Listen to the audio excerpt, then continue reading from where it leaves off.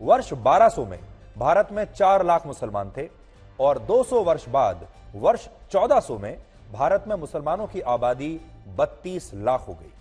और फिर वर्ष 1535 में जब भारत में मुगल आ चुके थे, तब हमारे देश में मुसलमानों की आबादी हुई 1,28,00,000। और फिर वर्ष 1800 में मुसलमानों की आबादी हो गई 5 करोड़। और बंटवारे के बाद 1951 में भारत में 3.5 करोड़ मुसलमान थे और अभी भारत में इस समय जब मैं आपसे बात कर रहा हूं तो 20 करोड़ के आसपास मुस्लिम आबादी आज भारत की है। कैसे मुस्लिम आबादी बढ़ती चली गई वर्ष 1200 से लेकर अब 2023 तक, वो ग्राफ आपके सामने है। ये आंकड़े इसलिए महत्वपूर्ण हैं क्योंकि भारत में विदेशों से आए मुसलमानों की संख्या मुश्किल से 20 लाख भी नहीं थी, लेकिन आज भारत में 20 करोड़ मुसलमान रहते हैं। और ये तो हम भारत की बात बता रहे हैं, अगर आप इसमें पाकिस्तान को भी जोड़ लें, क्योंकि पहले भारत और पाकिस्तान एक संयुक्त देश ही हुआ करते थे, एक साथ थे, तो ये आबादी 40 करोड़ के ऊपर चली जाएगी। तो उस हिसाब से अगर आप देखें तो अगर भारत, पाकिस्तान और बांग्लादेश की आबादी भी आप लगा देंगे तो ये 50 करोड़ के आसपास बैठेगा।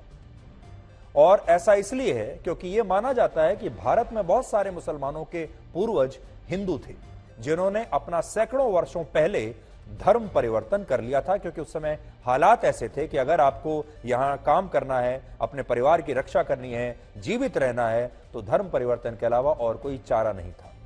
उदाहरण के लिए वर्ष 1414 से 1431 के बीच जलालुद्दीन मोहम्मद अविभाजित भारत में बंगाल राज्य के शासक थे, लेकिन हकीकत यह है कि वो हिंदू से मुसलमान बने थे।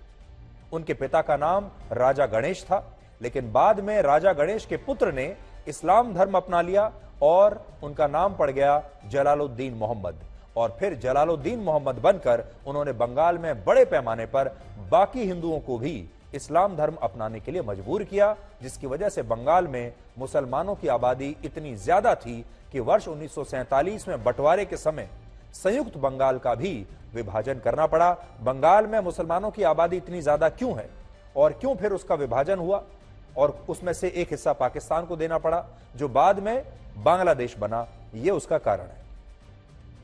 इसी तरह 1000 वर्ष पहले कश्मीर में सिर्फ हिंदू ब्राह्मण रहते थे, जिन्हें आप कश्मीरी पंडित भी कह सकते हैं। लेकिन 14वीं शताब्दी में वहां शाह मिर्जा आया, जो कश्मीर के उस समय के हिंदू राजा के यहां काम करने लगा।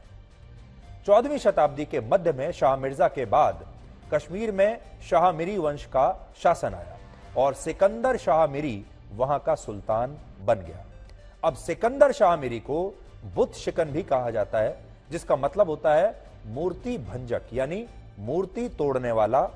और उसी के शासन में कश्मीर में बड़े पैमाने पर कश्मीरी पंडितों को इस्लाम धर्म अपनाने के लिए मजबूर किया गया और इस दौरान बहुत सारे लोग हिंदू से मुसलमान बन गए। और आज गुलाम नबी आजाद इसी प्रक्रिया के बारे में बात कर रहे थे, इसी घटनाक्रम के बारे में बात कर रहे थे। और आप ये बात याद रखिए कि ये बात कह कौन रहा है? गुलाम नबी आजाद, जो खुद एक मुसलमान है और खुद जम्मू कश्मीर से आते हैं और इतने बड़े नेता हैं, वो ये बात कह रहे हैं। आज का